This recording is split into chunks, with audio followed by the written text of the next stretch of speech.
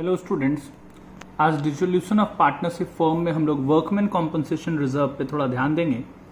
देखो, ये क्वेश्चन अपने से ले रहे हैं। ABC पार्टनर है, मान लो 5:3:2 का रेशियो है। बैलेंस शीट में workman compensation reserve liability side दिया हुआ है 1 लाख रुपीज। ठीक है, अब मान लो वर्कमैन कॉम्पनसेशन रिजर्व के बारे में नीचे कोई फर्दर इन्फॉर्मेशन नहीं हो, या ऐसा लिख दे कि लाइबिलिटी कुछ भी नहीं है, there is no liability towards workman compensation, या there is no further information. दोनों सेम बात है। अगर लिखता है लाइबिलिटी नहीं है तो भी वही बात है, और कोई इन्फॉर्मेशन नहीं दिया रहे तो हम लोग यही मानेंगे कि इसके लिए कोई लाइबिलिटी नहीं है। तो वर्कमैन कॉम्पनसेशन रिजर्व था 1 लाख, ये रिजर्व है, इसको हम लोग फ्री रिजर्व मानेंगे क्योंकि कोई लाइबिलिटी नहीं है। तो वर्कमैन कॉम्पनसेशन रिजर्व को पार्टनर्स में हम लोग बांट देते थे उन लोगों के रेशियो में, तो यहाँ बांट देंगे। हम लोग एडमिशन रिटायरमेंट में ओल्ड रेशियो में बांटते थे, यहाँ ओल्ड न्यू कुछ नहीं होता है, यहाँ तो फॉर्म डिसॉल्व हो रहा है, तो जो रेशियो दिया है एक ही रेशियो दिया रहेगा, बस उसमें डिस्ट्रीब्यूट कर देंगे। दूसरा केस लेते हैं, मान लो लाइबिलिटी है 75,000। अब यहाँ थोड़ा समझना है कि वर्कमैन कॉम्पनसेशन रिजर्व था 1 लाख लेकिन लाइबिलिटी है 75,000। तो ऐसे सिचुएशन में क्या करना, आप वर्कमैन कॉम्पनसेशन रिजर्व जितना है उसको हम लोग को खत्म करना है। खत्म करने के लिए डेबिट किया जाता है, तो workman compensation reserve account debit, पूरा 1 लाख डेबिट कर दो। लेकिन 75,000 का तो क्लेम है, लाइबिलिटी है, तो 75,000 आप पार्टनर्स में बांट नहीं सकते हैं। तो जो 75,000 हम लोग नहीं बांट सकते हैं उसको रियलाइजेशन अकाउंट में ट्रांसफर कर देना चाहिए। तो बचेगा हम लोग का फ्री रिजर्व सिर्फ 25,000, और ये 25,000 हम लोग पार्टनर्स में उन लोगों के रेशियो में बांट देंगे। ठीक है, यानी कि वर्कमैन कॉम्पनसेशन रिजर्व था 1 लाख, तो यहाँ भी देखो कोई क्लेम नहीं था तो 1 लाख पूरा डेबिट हुआ, क्लेम नहीं था तो पूरा पार्टनर्स में बांट दिए। यहाँ भी 1 लाख डेबिट किए, लेकिन यहाँ क्लेम है 75,000, तो जो क्लेम है वो रियलाइजेशन में ट्रांसफर कर देंगे, और जो बच जाएगा 25,000 वो है फ्री रिजर्व। तो जो फ्री रिजर्व है वो पार्टनर्स में बांट देंगे वो लोग के रेशियो में, जो कि है 5:3:2। तो हो जाएगा 12,500, 7,500 एंड 5,000। अब जितना क्लेम है वो हम लोग को पे करना पड़ेगा। तो क्लेम को पे करने के लिए हम लोग एंट्री करेंगे, ये एक लाइबिलिटी है, और लाइबिलिटी पे करने का सिंपल एंट्री होता है realisation account debit to bank account. तो एंट्री करेंगे रियलाइजेशन टू बैंक 25,000, जितना क्लेम है उतना पे कर देंगे। अब तीसरा केस लो, लिखता क्लेम जो है वो 1 लाख है, यानी लाइबिलिटी 1 लाख है।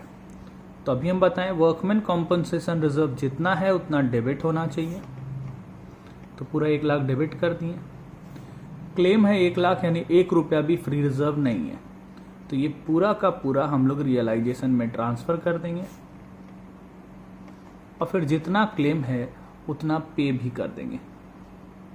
तो एंट्री होगा realisation account debit to bank account, पूरा 1 लाख, क्योंकि 1 लाख का क्लेम था। लास्ट पॉइंट देखते हैं, एक क्लेम है 1,20,000। अब ये देखो यहाँ क्लेम ज्यादा है, रिजर्व था 1 लाख लेकिन क्लेम ज्यादा हो गया, तो जितना वर्कमैन कॉम्पनसेशन रिजर्व है उसको डेबिट करेंगे। लेकिन यहाँ क्लेम 1,20,000 है, यानी 1 रुपया भी फ्री रिजर्व नहीं है, तो पूरा का पूरा रियलाइजेशन अकाउंट में ट्रांसफर कर देंगे।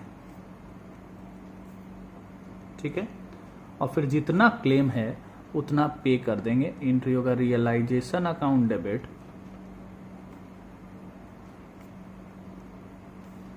To bank account 1,20,000। तो एक बार फिर से रिकैप करते हैं, रिजर्व था 1 लाख, कोई इंफॉर्मेशन नहीं था, यानी कोई लाइबिलिटी नहीं था, तो पूरा 1 लाख पार्टनर में बांट दिए।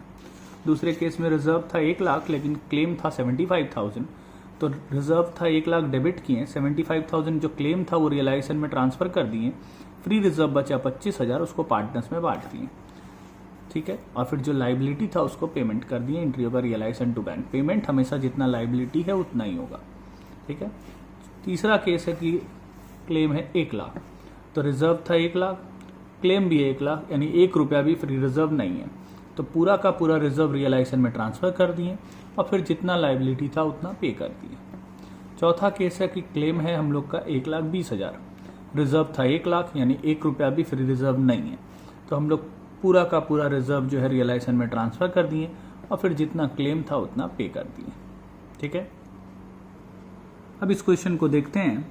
देखो, रामजी लाल और पन्ना लाल पार्टनर है, बैलेंस शीट दिया हुआ है, यहाँ भी बैलेंस शीट में वर्कमैन कॉम्पनसेशन रिजर्व है और नीचे हम देख रहे हैं यहाँ क्लेम भी है और इवन क्लेम जो है वर्कमैन कॉम्पनसेशन रिजर्व से ज्यादा है, यानी 1 रुपया भी फ्री रिजर्व नहीं है।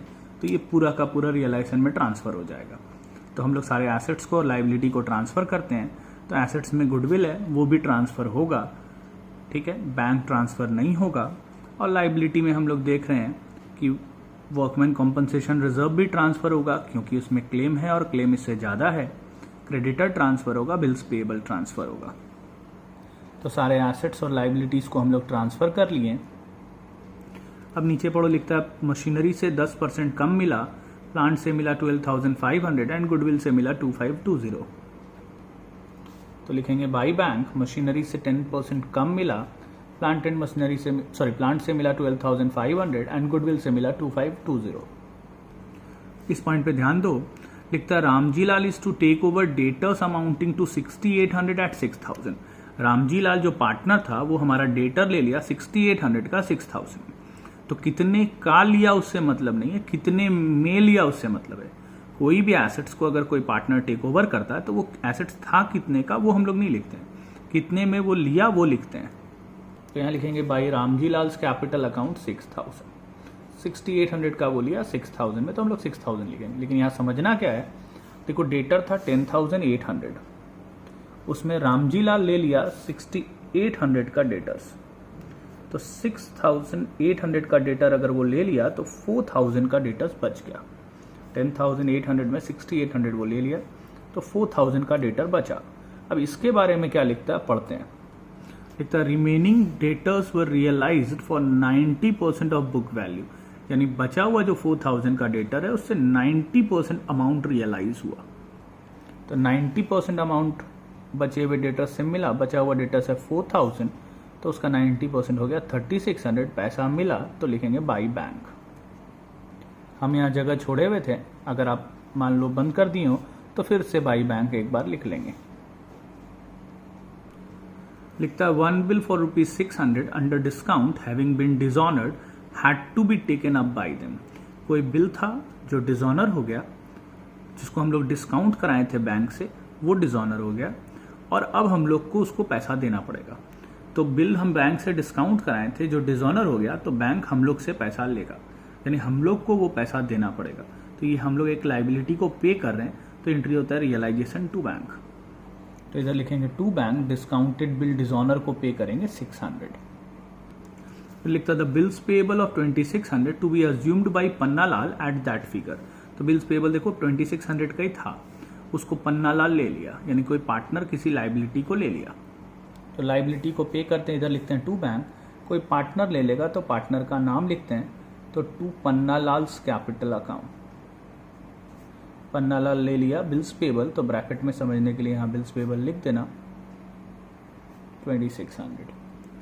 फिर लिखता है क्रेडिटर्स को पे किए 10% डिस्काउंट में, क्रेडिटर्स है 5,400, 10% डिस्काउंट में पे किए तो पे करेंगे 4,860। फिर लिखता है यहाँ पे amount of 2,500 had to be paid for workman compensation, यानी वर्कमैन कॉम्पनसेशन क्लेम को पे करना है। तो अभी बताए थे जो लाइबिलिटी पे करते हैं उसके लिए एंट्री करते हैं रियलाइजेशन टू बैंक। तो यहाँ टू बैंक करके इसको भी पे करेंगे हम लोग 2,500।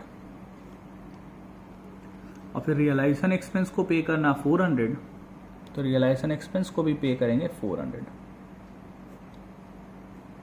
अब देखो और कोई लाइबिलिटी बचा नहीं है, एक बार जरूर चेक करना कि कोई लाइबिलिटी बच तो नहीं रहा है। तो बीपी का भी काम हो गया, क्रेडिटर का भी हो गया, वर्कमैन कॉम्पनसेशन क्लेम का भी हो गया। तो अब सब कुछ हो गया, तो इसको टोटल करके बैलेंस करेंगे। टोटल आया 44,560, बैलेंस किया आया 3,740, इसको बांट देंगे तो आ जाएगा 1,870।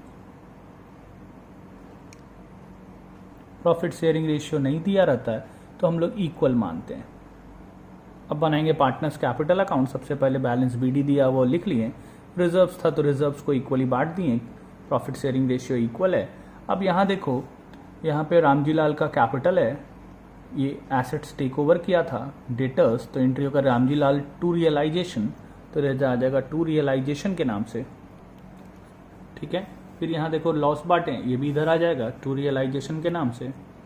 फिर यहाँ देखो पन्ना लाल एक लाइबिलिटी ले लिया था बिल्स पेएबल, तो ये इधर आ जाएगा बाई रियलाइजेशन। जर्नल होगा realisation account debit to Panna Lal's capital account 2600, और कुछ नहीं है। तो अब इसको बैलेंस करेंगे, दोनों का बैलेंस इधर आया, लिख दिए टू बैंक अकाउंट, दोनों जन पैसा ले गया। अब हम लोग बनाएंगे बैंक अकाउंट। सबसे पहले बैलेंस बीडी लिखेंगे, फिर यहाँ रियलाइजेशन अकाउंट में बैंक है तो इधर आ जाएगा टू रियलाइजेशन, फिर इधर बैंक है तो इधर आ जाएगा बाई रियलाइजेशन, फिर इसके बाद यहाँ बैंक है तो इसका जर्नल बना Ramji Lal's capital Panna Lal's capital to bank, तो दोनों इधर आ जाएगा by Ramji Lal's capital by Panna Lal's capital, ये दोनों तरफ इक्वल आ गया 30,820। आज इतना रहने देते हैं, बाकी हम लोग नेक्स्ट वीडियो में पढ़ेंगे।